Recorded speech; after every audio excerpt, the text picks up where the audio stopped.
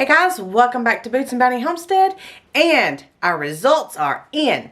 So last week we did our MySoil testing kit from MySoilTesting.com, and we have that discount code for you guys as a sponsor for our Round the Hay Bale show. You can also find that link down below if you want to go back and watch our season 1. We have wrapped it up and we are beginning season 2. So be tuned, be watching for that to come out. But as a sponsor for Round the Hay Bale, MySoil Testing Kit has sent all 5 of us, hosts for the show, a kit, and we have all, or are going to be, because we all live in different states, different zones. Some are still frozen, some are starting to plant, so we're trying to get our kits together as the weather permits. The 5 of us hosts for Round the Hay Bale have received our kits, and those that could have put out a video of going out to the garden, getting the samples together and shipped in. Well, I did mine as of last week. I believe I did it Sunday a week ago, and we mailed it out. We got the results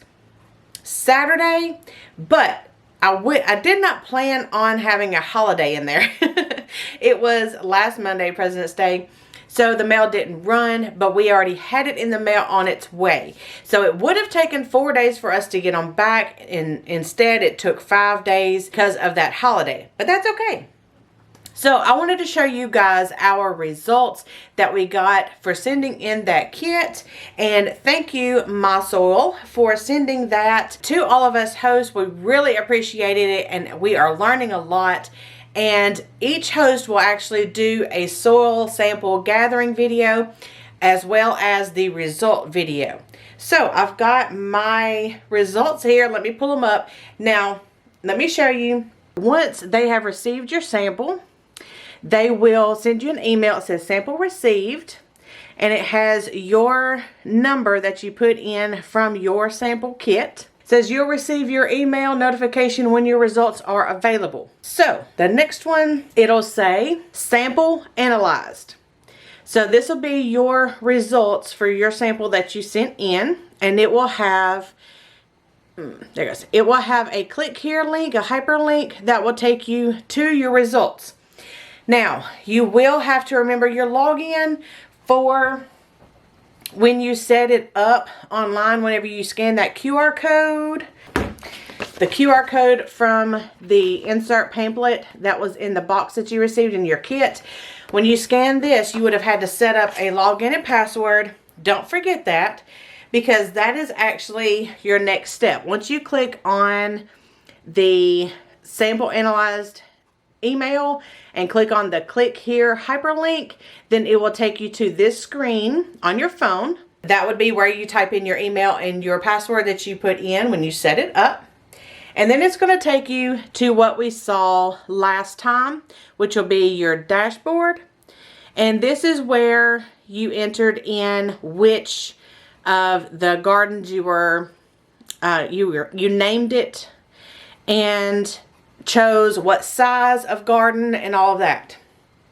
So from here, right here, we have the little thing that says completed, and it has an arrow on it.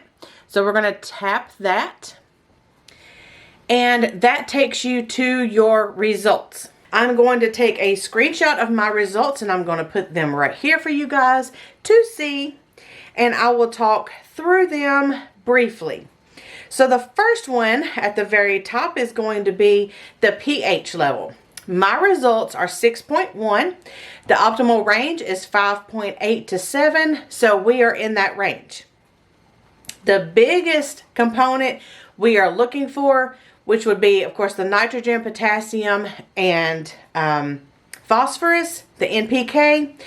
My nitrogen is 6.44. The optimal range is 32 to 60. Mine is 6.44. So it is a very low. Very low. You'll go down the list. You'll see the nitrate, ammonia, phosphorus is high. Potassium is high. And I believe that is because in the fall, I put out those beets and radishes, which they all froze, by the way. Spoiler alert. They all froze, so I didn't get any of those. But I had put out phosphorus and potassium in that. I believe it was the bone meal and blood meal, I believe, is what I put out in the garden. So I put that out there, and then of course nothing grew to absorb those nutrients, so they are still there. That is why they are so high. The nitrogen is low, even though I do use chicken manure on all of the garden, and I do put it out there hot. I take it straight from the coop and put it on the garden. I know a lot of people say don't do that, that they need to be composted for like 6 months. I don't do a compost section. I don't do a compost bin. I don't do a compost pile. I put everything in my garden fresh as it is. When I put it out there, it goes straight into my garden, and it does like a compost in place kind of thing. I don't put things in my garden that are going to burn my plants up, such as the chicken manure. I put it in my garden in like the aisles between the rows. I do not put it up against the plants. That's the difference. If you go out there and throw chicken manure or horse manure or cow manure or whatever, that is a hot manure. If you throw it out there and it lands within about 6 inches of your plant, it can get too hot. So I put everything in my garden, and this is just the way I do it. You guys can do it however you want to, however you see fit to do your garden. But with mine, everything goes out there hot. The nitrogen is low at 6.44, which, like I said, I'm surprised. But that is okay. And that is simply because all of my plants from last year absorbed and obtained all of that nitrogen. That's why I had big, beautiful plants, because it took all of that nitrogen out of the garden. And this is my time to replenish that. Now, moving along. The sulfur is low. The calcium, magnesium, sodium is all optimal. The sodium is a little bit low. The iron and manganese are low. Not really sure what those do, but they're low. And it has not bothered my plants. Let's see. The zinc is optimal, and the copper and boron are low. Again, not sure what those do, but they're borderline low. They're not like non-existent, but they are borderline low. So now, you guys seen that picture there, and it's the same thing as I'm showing here on my phone. And you can look all of this up on your computer. It's just easier for me to show you from my phone. Okay, so, well, what do we do about it? You know, you've got your results. What do you do? The good thing about this is there is macronutrients and micronutrients. The macronutrients are the big ones that you know of, the NPK, the sulfur, the calcium, the magnesium, the sodium. And then once you get into the iron and the manganese and zinc, the ones that you don't really think about, those are your micronutrients. There is a section here underneath this graph that you can click on, and it says learn more. It's a little hyperlink right there that you can click on that, and it will give you further information on what you are seeing here. And then there is a fertilizer recommendation section. So under here, it's going to tell you what to apply to your garden to fix these problems. The only thing that it tells you here on mine, and it may be a little bit different on other people's, depending on what your results are. But on mine, the only thing it's saying to fix is the nitrogen. So it's telling me, now you have an organic fertilizer option, and some of them will have a synthetic fertilizer option. With the organic, it says for me to apply a 12-0-0, which is full nitrogen because it's NPK. N is 12, P is 0, K is 0. That's how you read those 3 digits. It's NPK.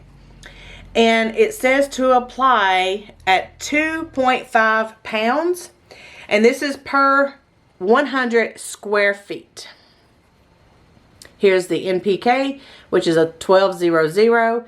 And then per 100 square feet, I need to add 2.5 pounds of fertilizer. So it's telling me I need to put a heck of a lot out there. Mine is about 400 square feet, so I'm going to need about 10 pounds of nitrogen to be put out there. So that's how you figure that out. There's also like the micronutrient section that, you know, it didn't really hit on a lot up here. there's a section here that you can click and learn more, and it will help you figure out your micronutrient adjustments as well. There is a place right here that you can click. These are shop options, recommended products from MySoil company that maybe they are like have affiliated links to, that you can go ahead and just purchase it online. You know, that's what they recommend. That's what you want to get. Click, shop, done. And you're just waiting on it to come in. So, and then you can have a view your nutrient density score. I have not looked at this, so let's see what this is. So mine is medium high. It's at 63%. Let's see what this says. What is nutrient density? Okay, so here is what it looks like. Here's my score. Medium high at 63%. So if you scroll right down under it, it kind of tells you what it's talking about.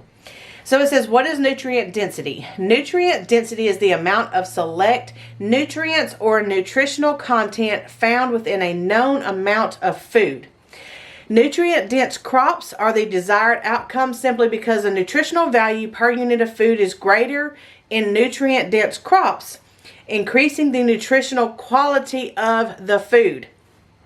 So, of course, you optimally want them to be in the high range. Well, mine is medium high. It's like 63% nutrient dense fresh food. You go out there, you pick it, you eat it at its maturity date, not early, because food nowadays are being picked early because of supply and demand, and it does not have all the nutrient benefits that you get when you grow your own garden, okay? Now, what this is saying is that my produce out in my garden as of right now is 63%. So I'm not growing the best vegetables and fruits that I can because of the lack of nitrogen, of course. So I have got to put the nitrogen in there. And then if I wanted to go ahead and fix those micronutrients, I could. And that would only elevate the nutrition in the food. And that is the whole point of growing our own food, is to have that high nutritional value. So this is very, very good. A very good tool to show you what you are actually growing. What are you actually getting out of your food? So my food is 63% as it is right now if I was to grow everything out there in the garden. So I'm going to fix my nitrogen, and I'm going to estimate, just because so much of the other stuff was in the optimal range, and some of the other stuff that was low is so minute. I'm going to say that if I fix my nitrogen, I'm going to be up to probably between the 80 and 90% score of being nutrient dense. I don't really know if anybody could actually get to 100. You would really have to be on top of it and constantly test your soil after all the crop changes and after all the weather and all of that. I'm going to guess once I fix the nitrogen problem that I would be hitting probably between 80 and 90% nutrient dense. And that's absolutely fabulous. I would love, love, love, love to be able to get that much nutritional food coming out of my garden and bringing it straight into the kitchen to be able to provide. So once you have researched all of this information that they provide to you and you're able to go out and fix your garden, you can actually go and print this off. Now right here on the phone, it's going to be a print or save button right there that you can click on. So once you get that printed out, then you'll be able to keep it in your journal or keep it as a backup. You can do this test yearly. You can do it every quarter if you would like, because every garden crop is going to be different. It's going to draw different nutrients out of your soil, so it's going to change throughout the year. With your garden summer plants, it's going to pull a lot of that nitrogen out, especially with like your beans, like the green beans and any kind of peas or anything that you are growing. Those absorb a lot of nitrogen. But it would be optimal right now to plant root vegetables because the potassium and the phosphorus is so high. Your root plants, your bulb plants, stuff like that is what really absorbs those nutrients to be able to grow. They don't need a whole lot of nitrogen because they're not producing plants, they are producing roots. Your roots and your bulb plants is what loves the potassium and the phosphorus. So they would actually do super good right now, and I'm actually planning on in the next week or so to be able to get my beets and my roots, my beets and my radishes replanted. I also have my onions that have been under the grow light and growing since January, and they are pretty big. They are almost ready to go out. Probably in the next 2 weeks they'll be ready to go outside, and I can put my bulb onions outside. They will be super ready to go. So in that meantime, I'm going to go ahead and get the 1200 or as close to that as I can to go ahead and get that spread out and get the soil ready for the cabbages, the broccolis, the radicchio, the kohlrabi. All of those plants, they grow the plants. Nitrogen is what grows your leaves. So to have those leafy vegetables out there, that is where I'm at on putting the nitrogen in and getting those plants to grow the best they can. And then once they come out, I'll be able to put more nitrogen on there for my summer plants. And those will be able to be big and beautiful.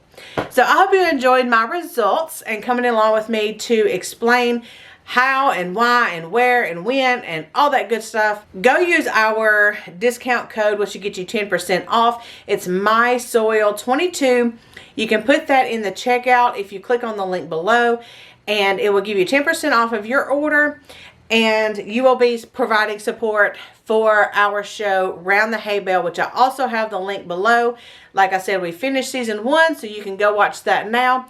And go ahead and be ready for season 2 whenever it comes out. Thank you for joining us, and we will see you later, guys. Bye.